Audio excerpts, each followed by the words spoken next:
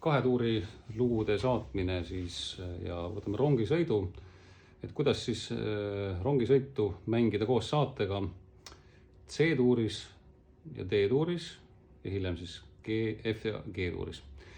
Ja vaatame selle saate kõigepealt üle, et kui te olete C-tuuris, siis kõiki neid 2 või 3 tuuri lugusid saate mängida täpselt sellise saatega. C-tuur,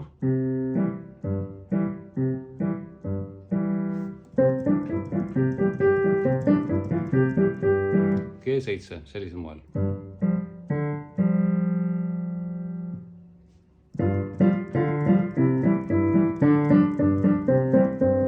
Ja ongi kõik. Et teil on vaja selgeks harjutada C-tuuri ja G7 vahel. Kuidas seda harjutada? Võtke esiteks hästi rahulik tempo ja siis hakake otsige nagu vaba mõnusat mänguvõtet. Seda on väga lihtne mängida ja see ainuke hüppe on meil siin. Korraks peame minema sinna. Tegelikult see liikumine on väga väike, kui üldse, et kui on suurem käsi, siis pole peaaegu üldse vaja kuskil mingit sellist liikumist teha. G7.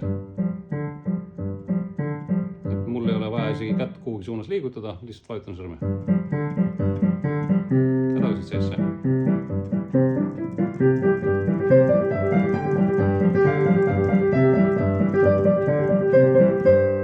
Nii, D-tuuriga on täpselt sama lugu.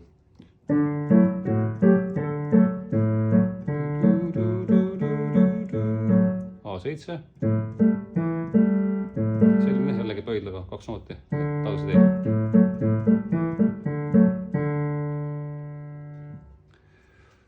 Ehk siis C-tuur ja D-tuur oli ühe mudeliga. Ja nüüd F-tuur ja G-tuur võiks olla jällegi teistsuguse mudeliga. F-tuur tegelikult võiks olla ka siit mängitud.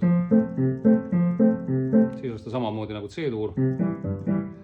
Aga no ütleme natukene on see juba siin kõrgevõitu. Ma võib-olla pigem eelistaksin natukene keerukamat varianti, mis on siis selline.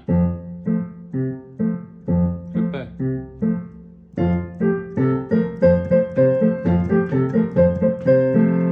Nüüd C7 võib mängida sellise variandina.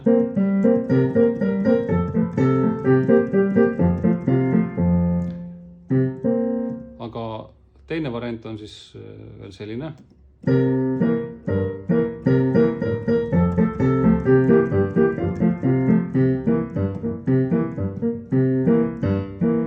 Tuleb jah tunnistada, et kõige mugavam mängida ei ole.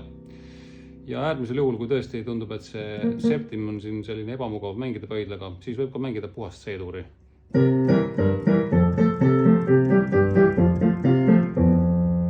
Nii et jah, variante siis erinevaid, valige ise endale sobib.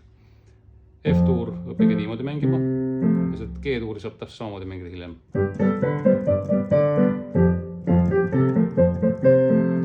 Ja siis C7 ajal võite mängida variant A,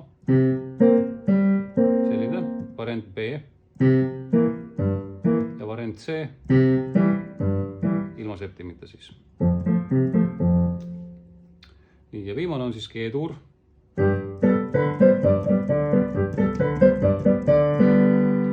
D7 G-tuuris on väga mugav mängida sellisel kujul. Ta kõlab hästi ja on mugavalt sõrmede all ka.